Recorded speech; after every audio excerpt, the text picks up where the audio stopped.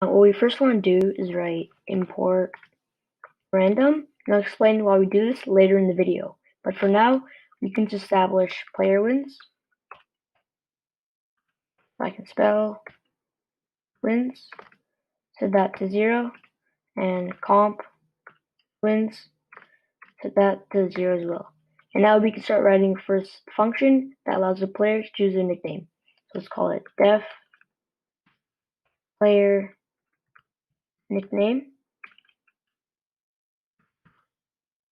Okay, and then we'll create a variable called nickname and set that equal to raw input.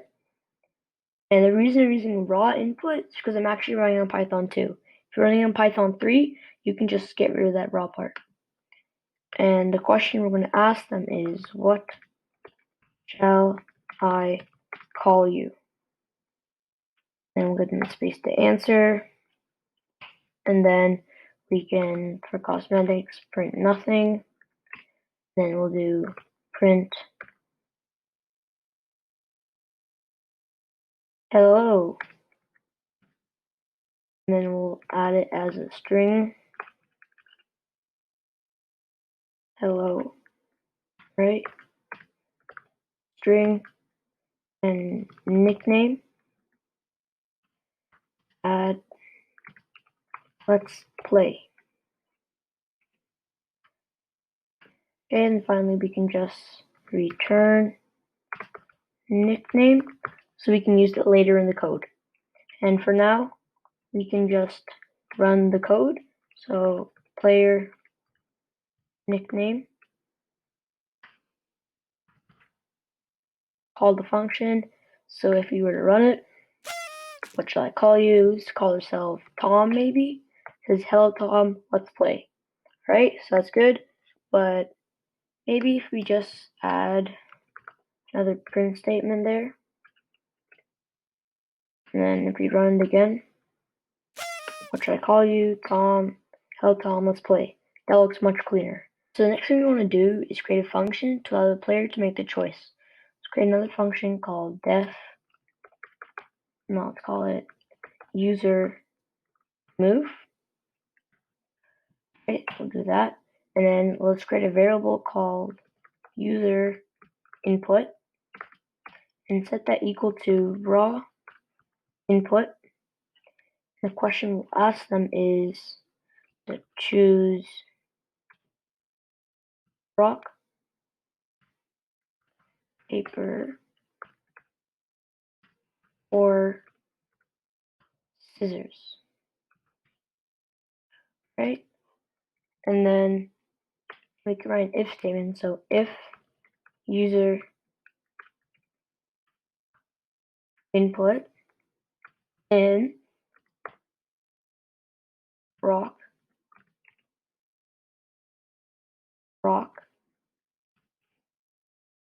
capital R or lowercase r, then user input equals r. So what we did here is that we asked the user a question to choose rock, paper, or scissors and assign that answer to a variable called user input. So if the user input is either rock, R, or R, then it automatically converts it into just R. So we can do it for the other ones too. So elif user input in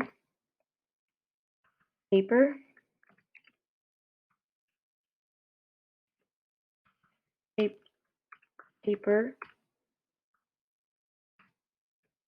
capital P or lowercase p, then user input equals p. And finally, elif user input in to scissors,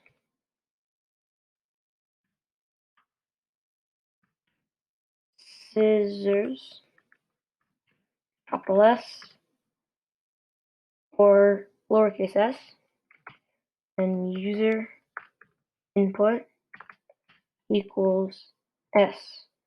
Alright, and then if it's none of those, we can do an else statement that says print try. I think you have a typo. Try again. Right, and then we'll run the function again so they can try again. And then finally we can just return user input. And if you want to just test out our function, we can call user move and then just run it. Call Tom. Hello Tom, let's play. Choose rock, paper, scissors. If we call it rock, nothing's going to happen because we never told it to do anything. But if we make a typo on purpose, do talk, it's going to say, I think you have a typo, try again. It's a little bit cluttered. Let's just, no, we'll just put one down here. Like that. Maybe if we do this again. Now Thomas play just rock, paper, scissors. Rock, nothing happens. Just put one more print statement right there. And then Tom, call Tom, choose rock, paper, scissors. Let's make a typo, talk. I think you may have a typo, try again. So that's good. Our second function works. What we want to do is create a function that allows the computer to make the choice. And of course, the computer's choice is going to be random. So let's call it def comp move. And just going to make it function. Then we'll create a variable called comp input. Set that equal to random.randint, and for integer, between 1 and 3. And the reason why we imported random in the beginning is so we can use it right here. So comp input is going to equal a random integer between 1 and 3. Now we create an if statement. So if comp input equals 1, and comp input is going to equal r. And elif comp input equals 2, and comp input equals t. And finally, you can do an else comp input equals s. So basically what we did here is that we generated a random number between 1 and 3. So if the number equals 1, then the computer choice is R. If it's 2, then the computer choice is P. If it's 3, then the computer choice is S.